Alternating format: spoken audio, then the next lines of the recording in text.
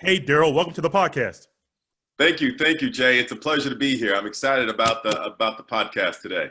Yes, sir. Yes, sir. I appreciate you coming on. Before we get into Notre Dame, what you're doing now, for your football career, life after football, I see right there in your little description of your name in the left side of your picture, Darrell Flash Gordon. And I am very curious. I know it's your nickname, and you go to Google, it's there all over the place. Where did that nickname come from? It's interesting that my older brother was a professional boxer, and he had that name in high school and was a Golden Glove champion, and they used to call him Flash Gordon. And I remember because I was maybe 4 or 5 years younger, and I used to watch him and go to many of the fights, and I thought, hey man, that name's pretty cool, right? And I remember when I got to Notre Dame, I said to myself, I'm gonna make a name of this Flash Gordon thing, right? Like my brother did. And I remember I was on the field stretching, and Coach Faust walked over and he said, "Darrell, good to see you." And I said, "Thanks, Coach." And then he said, "I don't like that. We're gonna call you Flash Gordon." As they saw some of my speed and my quickness, they felt that was more applicable to the name. So it kind of, once Coach used it, it never left. It never left me. I know when my dad, he talked to me about you guys working out the Y, Yeah. and he's like, he always says my buddy Darrell, then sometimes he calls you Flash. And I didn't know, like I had heard of you before, but I didn't know the connection Yeah. as far as Notre Dame football and all that stuff. But Yeah. then I see how it kind of how it stuck. I was reading an article leading up to this, and an article said it's kind of like you're a superhero. I kind of have a superhero nickname, so that kind of I kind of like that. And people kind of put that connection with Flash and superhero and your playing skills, and that kind of go together. Yes. Well, I don't know about the superhero, but I enjoyed the nickname, and it's interesting because even at Notre Dame, when I'd say Darrell Gordon, no one knew who that was, right? It's like you tell people, hey, I'm Darrell Gordon. I realize if they're Notre Dame fans, they're like, Darrell, oh, okay. But when you say Flash, oh, Flash, yeah. And even in the games, the announcer would say, tackle by Flash Gordon. He wouldn't even say Darrell Gordon. So my mom was a little upset that I lost my real name. I bet. Flash is fun. I like kind of those nicknames like that. I know Dwayne Wade in basketball nicknamed Flash, and Yeah. other athletes have different nicknames. So it's kind of nice to have that kind of spin off, a little goofy nickname to kind of correlate with you and your playing style and the Yeah. speed you play with. Yeah. Before Notre Dame, you grew up in, I believe, Hillsdale, New Jersey. I think what I read, you were born in Jersey City. Correct. And then moved to Hillsdale, New Jersey at the age of Hillside. 5 years. What's that? Hillside, New Jersey. Hillside. I wrote down the wrong thing. That's right. Hillside, New Jersey, but moved there when you were 5. Yes. And the recruiting process, I noticed there were a few schools that looked at you, but when Notre Dame came there to recruit you, they did something different than Joe Paterno and other schools did. What memories do you have of that part, the recruiting process, and getting you to play at Notre Dame? It was interesting because, that was a very interesting time. I think I was about 17, perhaps 16, 17. I was just finishing my sophomore year of high school. And I had a really good year that sophomore year. And it was so good that college coaches used to come to my high school. And they were coming, they wanted to meet me going into my junior year and let them know, hey, this is the school for you. So Texas, Alabama, Auburn. And I remember every day after school, I'd sit and debrief with my coach. And I said, hey, coach, who came in today? And he'd be like, oh, Flash, we saw Auburn, at Florida State and Notre Dame. I said, well, I met Auburn, I met Florida State coaches, but I didn't meet Notre Dame. And he said, well, they were here. They went to the guidance department. So the guidance department. I said, yeah, the guidance department. They wanted to find out about your grades. I said, well, did somebody tell them that they couldn't see my grades? Because I wasn't performing at that type of level, right? It wasn't that important to me. And they said, no, I don't know. They just went in, they spoke with the guidance counselor, they talked about your character, and then they left. I said, they left? He said, yeah, they left. They felt as if you weren't the type of kid that they were interested in recruiting. And at that point in time, I think it hit me that I really wanted to be more than just an athlete. And I really wanted to want someone that didn't want me, I wanted them. And that's sort of how life is, right? We go after those things that we can't get.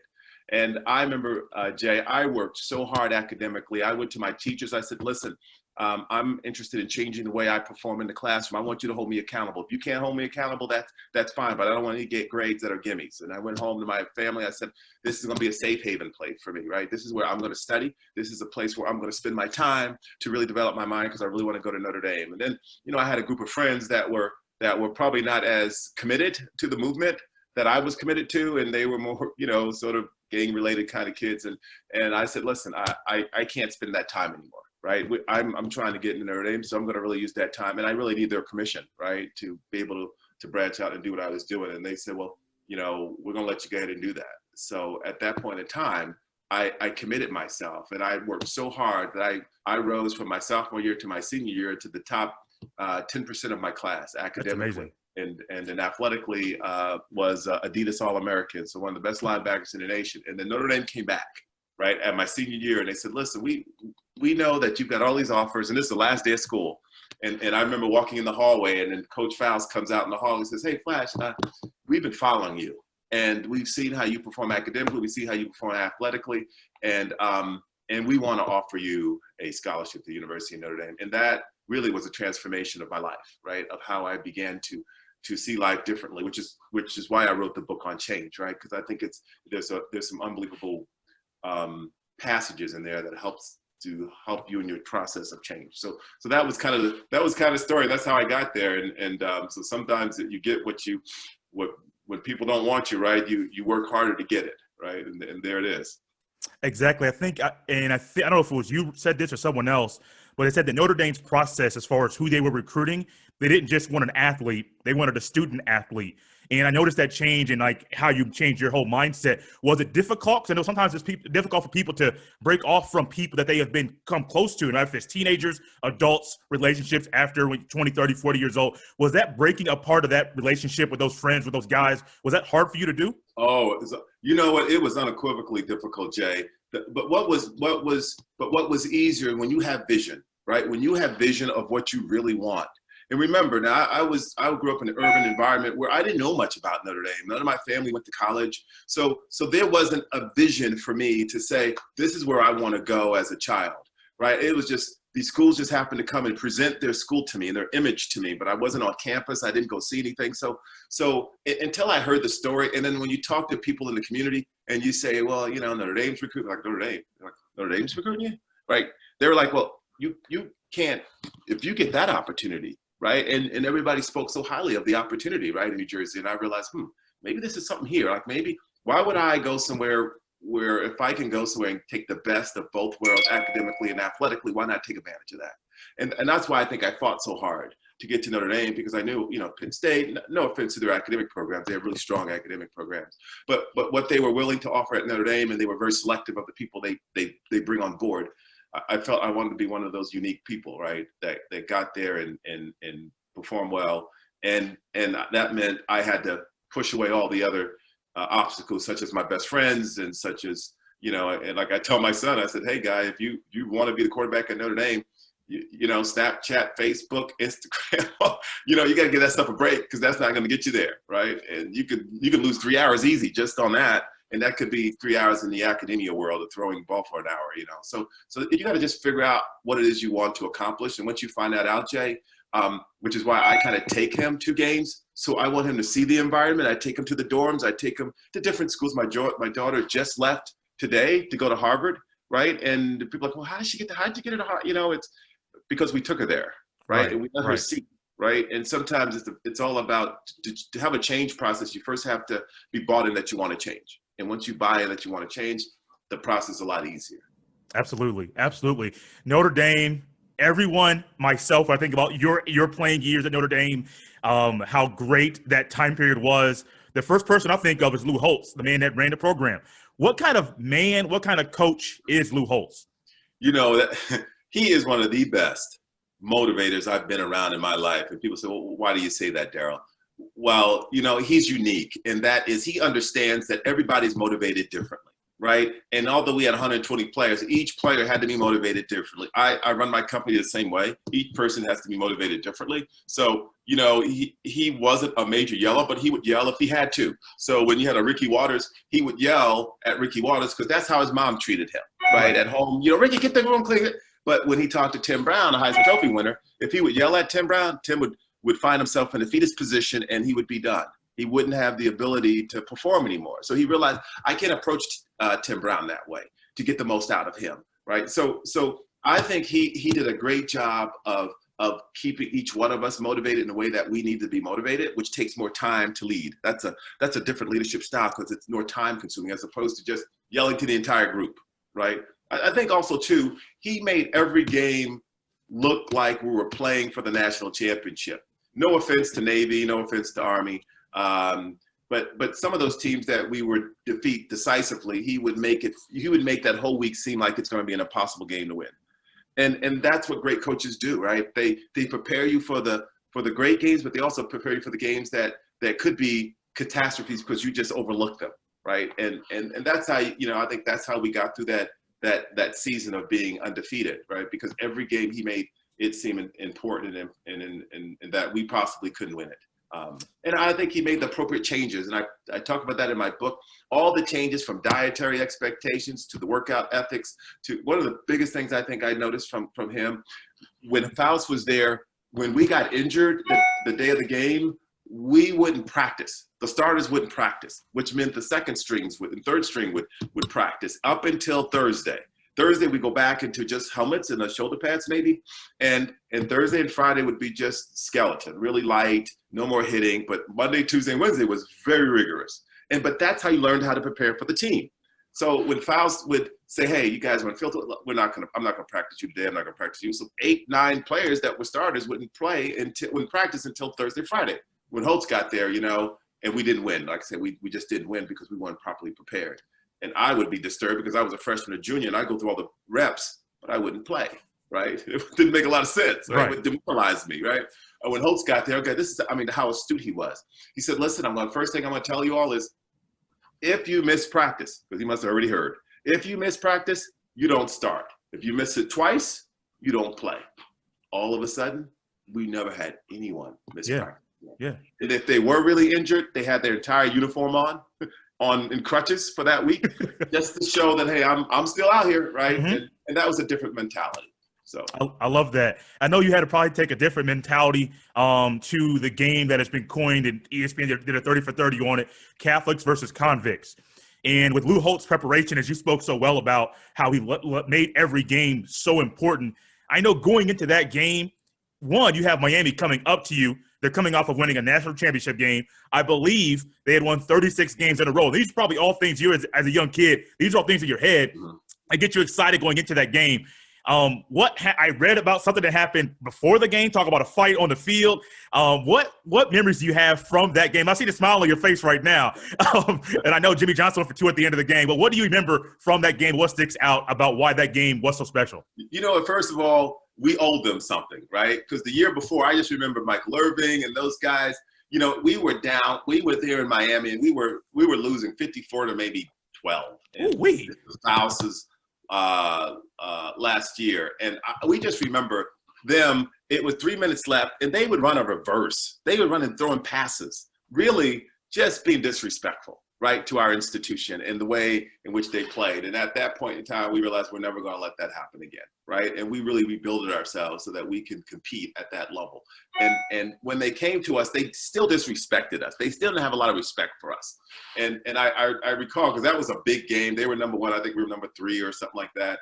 And you know how when you warm up, you have a line that kind of prevents the opponents from the other end from seeing you kind of warm up and run plays. Well, it's voodoo to walk through a team's line. You go around the line, but you don't walk through them.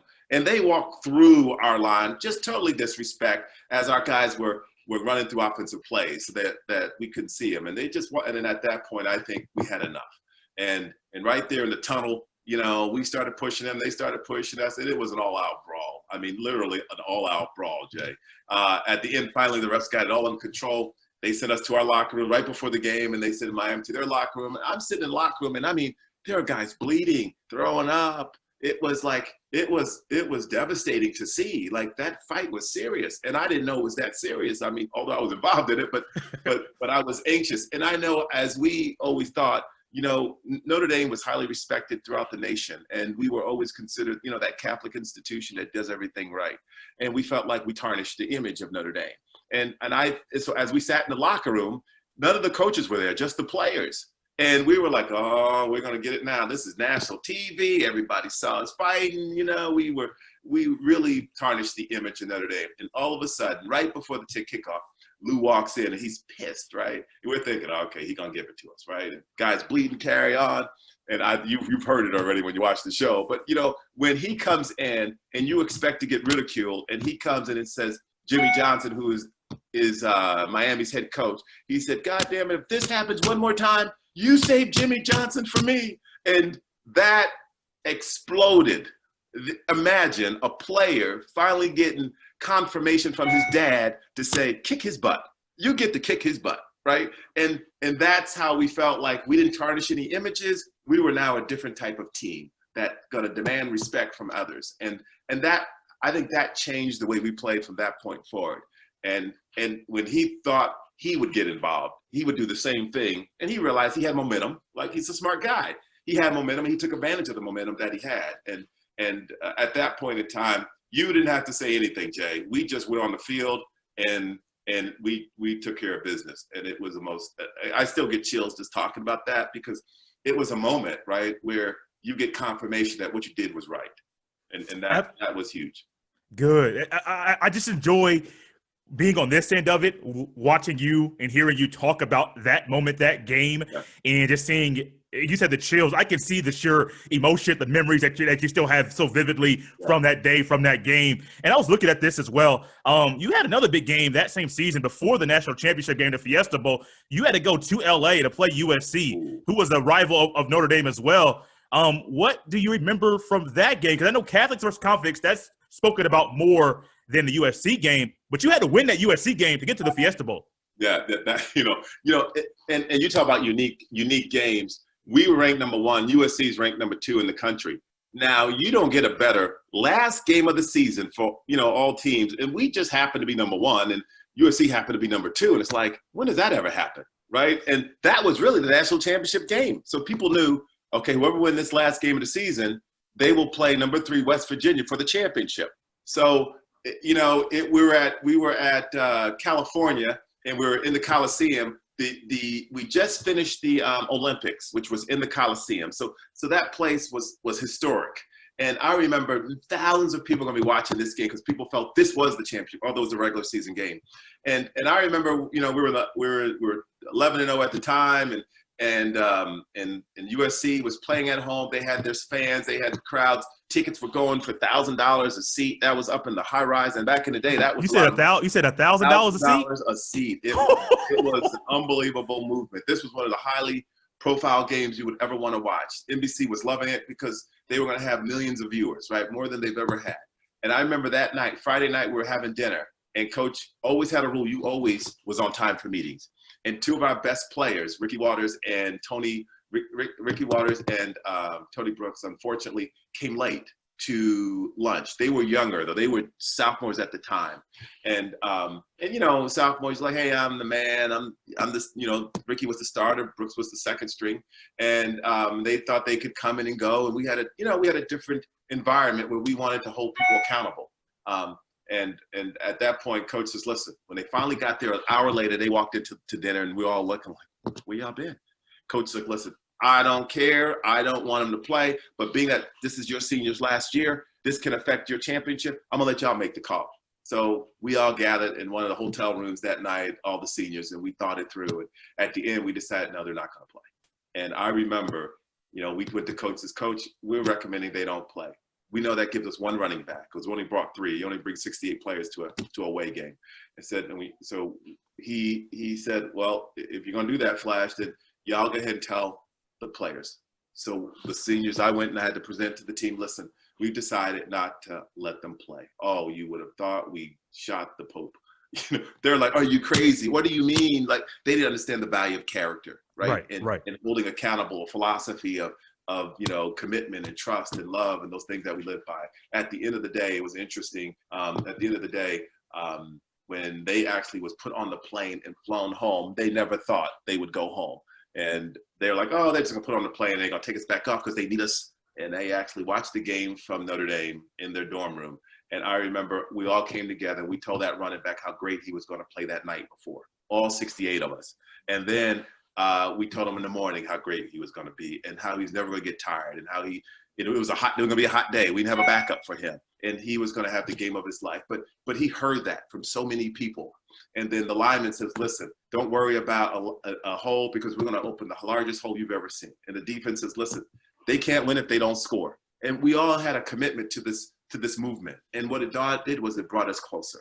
And as a result of that, we dominated that game. I think we won, 28-7 or something like that. But it was quite decisive. And we put the quarterback out, Major Harris, out for the game as a result of the defense just playing unbelievable football. And interesting enough, that experience really helped evolve the team for those players that we had struggled with over the weeks about, hey, I'm an All-American. And everybody's an All-American there, but some of them, their personalities were challenged. And this kind of told everybody, one player doesn't make a team, right? I don't care how great you are. And that player at the end of the day got the MVP of the game and went to the Chicago Bears. So it kind of tells you about, the process that sometimes it takes to get change into place, right? So that has been a very historical memory for us, and probably in closing in that piece, 5 things that we kind of lived by, that we respected ourselves and others. We had integrity in everything we did. We cared for everyone. We had harmony. One thing we did everything with excellence, and then we were going to be responsible. We were supposed to be at the office at 2:00. We got that at 1:55, right? Those were principles that we had to live by in order for us to win a championship. And those guys couldn't catch on to it until we had to dismiss them. And Absolutely. The Absolutely. As we wrap this thing up, I know after football, and I've seen you're CEO of your company, and you do a lot of motivational speaking. You have spoke a lot about the book and this word change. What would you say may have been a part of your message? I know you spoke a lot about change already, but what would you say has been a part of the message that you try to get across from yourself to others when you're traveling around speaking, and just talking about your book and how your life and how you want to help other people embark upon change in their own lives? That's great question, Jay.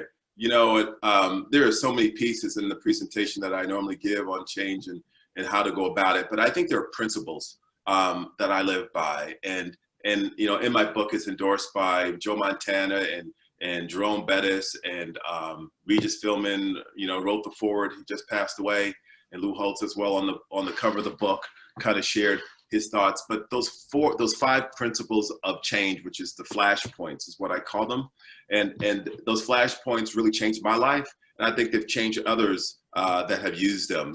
From being facing up to the change. When you want to change, you first have to recognize that, okay, I'm ready to, right? If you're not ready to do it, it doesn't really matter. The L is you're learning your capacity. So if I want to change, I may say I want to run a 4.2 40-yard dash, but I know I only run a 4.5, and I probably can't get to a 4.2, right? Is that realistic? The China change that I'm trying to make. Once you determine, okay, it is realistic and I do want to do it, I think then you move forward. I think the A is the action plan. You put an action plan together, right? And this is how you go about establishing that change process, like I did in high school, or like we did it against the USC game. We put a change process in place, an action plan. And then the S is the support. Now, if I'm going to make that process or change, I'm going to make sure that I tell people. So if you remember in high school, I told my parents, I told my teachers, I told my gang members, listen, man, I'm trying to go to Notre Dame. And they all then began to support me in that movement. If I didn't say anything to anyone, who to know or who to say I would have ever achieved the success I achieved, right? Because it's like the person trying to lose weight and they're saying, I want to lose 20 pounds, but they never tell anybody, right? So they don't come to the gym one day and all of a sudden it's like, well, nobody knows you're losing 20 anyway because you never told us. If you tell us, I'd hold you accountable to it. And then I think finally the H is to hold on to it. We finally accomplished something, and it's interesting how when we accomplish something, we don't hold on to it. It's a one-year wonder. We win a championship, and the next year we're the losingest team in the league. And why is that? Because we're not holding accountable to those same values that we did to win. So that process that I call the flashpoints, if people are ready to transition their lives to be great and move to a place that they think they really want to be in, get the book, buy the book, and those principles are there, and it's exhibited in many ways to help you move in that process of change. Absolutely. Darrell, this has been a lot of fun. Thank you for ending this conversation the way you did, talking about those flashpoints and how people can make change in their own lives. I really appreciate this, man. This has been fun. Thank you so much for coming on here on the Jay Stevens podcast. Well, Jay, you got an unbelievable podcast here going. And as you continue to blow this thing up, I just want you to remember me and you bring me on again. But pretty soon you're going to be so large, I'm not going to be able to probably even get on. So I'm glad I got my opportunity. So continue the great work you're doing. And you did an unbelievable job in the interview. So thank you again.